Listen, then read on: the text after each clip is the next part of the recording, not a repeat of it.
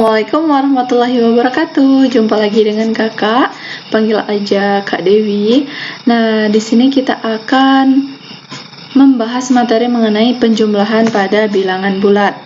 Nah, pernah dengar nggak sih adik-adik apa itu bilangan bulat? Pernah lihat nggak sih bagaimana itu bilangan bulat? Sifat-sifat bilangan bulat udah tahu belum? Nah, di sini kita akan membahas itu semua. Oke, kita ada 3 pembahasan. Yang pertama itu kita membahas mengenai pengertian bilangan bulat. Apa itu bilangan bulat? Yang kedua, kita membahas mengenai penjumlahan pada bilangan bulat dan sifat-sifat pada bilangan bulat. Yang ketiga, kita akan membahas mengenai contoh soal cerita penjumlahan bilangan bulat. Nah, mari kita telusuri ya, langsung saja. Yang pertama, apa itu bilangan bulat? Nah, apa ya? Nah, bilangan bulat merupakan suatu bilangan tak pecahan yang terdiri atas bilangan bulat positif, yaitu 1, 2, 3, 4, bilangan 0, yaitu 0, bilangan bulat negatif, yaitu negatif 3, negatif 2, negatif 1. Nah, jadi secara umum, himpunan bilangan bulat dapat dituliskan sebagai berikut. Nah, tanda kurung kurawal, seterusnya hingga negatif 4, negatif 3, negatif 2, negatif 1, 0, 1, 2, 3, 4, dan seterusnya. Nah, dalam bilangan bulat ini, bilangan bulat itu dilambangkan dengan huruf kapital Z yang berasal dari kata apa? Zahlen, yaitu berasal dari bahasa Jerman ya, yang berarti bilangan.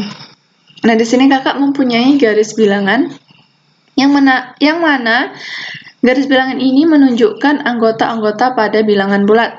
Nah, ini bentuk dari garis bilangan ya. Sekarang bilangan bulat negatif itu adalah arah panah yang sebelah kiri.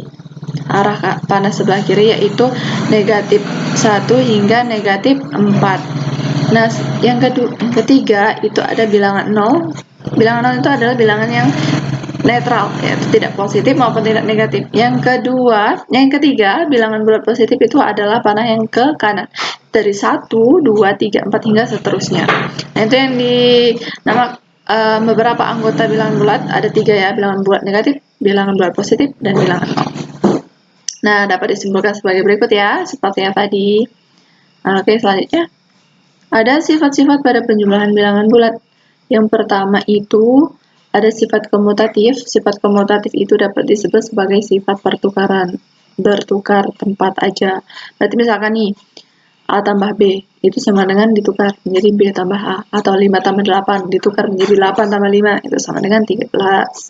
Yang kedua itu ada sifat asosiatif. Sifat asosiatif disebut juga dengan sifat pengelompokan. Nah, secara umum sifat komutatif dituliskan dengan A ditambah B tambah C sama dengan A ditambah B tambah C. Atau langsung saja kita menggunakan angka ya, contoh. Pengelompokan itu berarti memakai tanda kurung, arti sebagai dikelompokkan. Itu berarti 4 tambah 7 ditambah 2 sama dengan 4 ditambah 7 tambah 2, yang artinya hasilnya adalah 13, sama ya. Yang ketiga itu ada sifat identitas terhadap penjumlahan. Unsur identitas terhadap operasi penjumlahan adalah bilangan 0. Mengapa 0 dikatakan sebagai unsur identitas terhadap penjumlahan? Karena jika suatu bilangan yang kita jumlahkan dengan bilangan 0, maka adalah identitas bilangan itu sendiri. Misalkan nih, 8 tambah 0, 0 ditambah 8, itu sama dengan 8, yaitu bilangan itu sendiri. Yang keempat itu adalah unsur inverse terhadap penjumlahan. Inverse itu artinya apa ya? Artinya lawan. Lawan misalkan nih, lawan dari A adalah negatif A. Lawan dari negatif A adalah A. Nah, secara umum sifat inverse ini dituliskan dengan A ditambah negatif A itu sama dengan 0. Contohnya misalkan 5 ditambah negatif 5 sama dengan 0. Yang kelima itu ada sifat tertutup. Sifat tertutup ini pada penjumlahan berlaku. Sifat tertutup artinya penjumlahan bilangan bulat akan menghasilkan bilangan bulat juga. Misalkan contoh nih, 3 tambah 8 sama dengan 11, maka bilangan bulat 3, 8, dan 11 itu merupakan bilangan bulat. Oke, yang selanjutnya itu penjumlahan pada bilangan bulat. Nah, operasi penjumlahan merupakan operasi yang melibatkan tanda Tambah ya, dalam garis bilangan, suatu bilangan yang dijumlahkan dengan suatu bilangan positif akan bergerak ke kanan, yaitu semakin besar. Sebaliknya, suatu bilangan yang dijumlahkan dengan suatu bilangan negatif akan bergerak ke kiri atau semakin kecil. Kita lihat dari contoh soal yang pertama. Penjumlahan negatif 2 ditambah 5. Berarti kita bergerak ke arah kiri dulu, karena apa? Bilangannya adalah bilangan negatif. Dari 0 bergerak ke kiri sebanyak negatif 2. Nah, ditambahkan dengan positif 5, maka kita akan bergerak ke kanan, karena positif adalah arahnya ke kanan. Jadi berhenti di angka 3, maka kita dapat hasil negatif 2 tambah 5 itu sama dengan 3. Yang kedua, penjumlahan 7 ditambah negatif 3. Pertama, kita itu akan berjalan dari 0 ke 7 ke arah kanan, karena bilangan positif. Ditambah dengan bilangan negatif. Bilangan negatif itu bergerak ke arah kiri, yaitu sebanyak 3. Berarti berhenti di mana? Berarti di angka 4. Maka 7 tambah negatif 3 itu sama dengan 4. Yang ketiga, penjumlahan negatif 4 tambah negatif 3. Nah, kita bergerak dulu dari arah titik awal itu 0 menuju ke negatif 4. Nah, ditambahkan dengan negatif lagi. Jadi, kita bergerak ke kiri lagi sebanyak negatif 3. Jadi, negatif 4 tambah negatif 3 itu sama dengan negatif 7.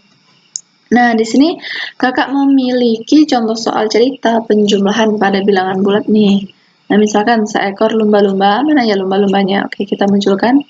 Oke, nah sekarang udah kelihatan ya lumba-lumbanya. Seekor lumba-lumba mula-mula berada pada kedalaman 8 meter. Kemudian lumba-lumba itu melompat ke atas setinggi 20 meter.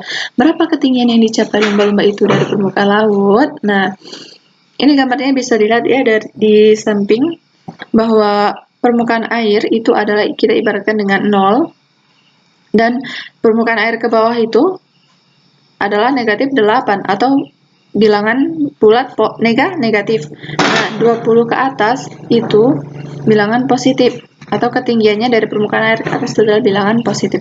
Nah, untuk menghitung total ketinggian lompatan, maka tinggi awal ditambah dengan tinggi akhir, yaitu negatif 8 ditambah 20 itu sama dengan 16. Jadi ketinggian yang dicapai lumba-lumba itu dari permukaan laut adalah 16 meter. Oke, mungkin itu saja yang dapat saya sampaikan. Kakak sampaikan. Kurang lebihnya kakak mohon maaf ya. Semoga bermanfaat. Tetap semangat belajarnya, walaupun walaupun hanya di rumah saja. Oke, kakak akhiri. Wassalamualaikum warahmatullahi wabarakatuh.